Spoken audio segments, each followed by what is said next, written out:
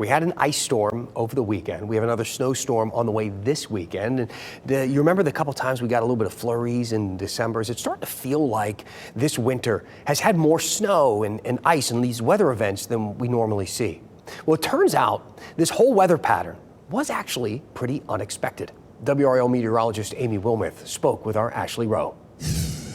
So, Amy, I know that we're not wanting to get too into totals here, the total amount of snow that we're expecting to see, because that can, of course, change. However, depending on how much we get, this could actually really change some things in the way that we're looking at this winter season overall, because so far it's been a pretty dry season. It has, and still our entire viewing area is in a drought right now, and it's actually the 6th driest winter on record. So I know we've had a couple of events like last weekend. We've so far had 7/10 of an inch of snow, about 3 inches of rain, but very, very dry overall. We've had a few days of flurries here and there, but overall the trend has been a dry winter with a couple of events like last weekend and then probably what's going to happen this weekend. Okay, so if what happens next weekend, if we see, let's say 5 inches of snow, what does that mean for this being one of the driest winters on record? Well, that number will certainly change. It would not be as dry, obviously, and we'd be closer to our climatological normals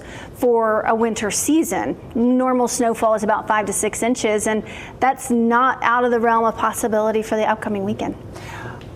When we talk about temperatures, it has felt very cold. We've been bundling up a whole lot recently.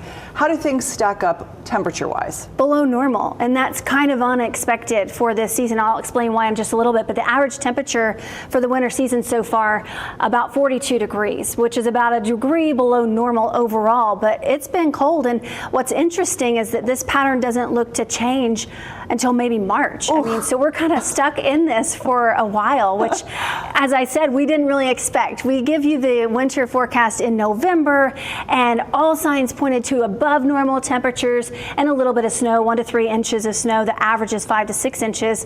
So things haven't been where we thought they would be. But what we do is we try to look at climatologically, how could this winter shape up? And one of the things we look at is a La Nina. And we are in a La Nina. We're still in a La Nina, and that's what we expected back in November. And what's interesting with a La Nina, typically what happens, you get this dip in the jet stream. We're on the warm side. That hasn't been the case this winter, and a lot of the storm tracks stay to the north of us. Well, it appears this has shifted just a little bit.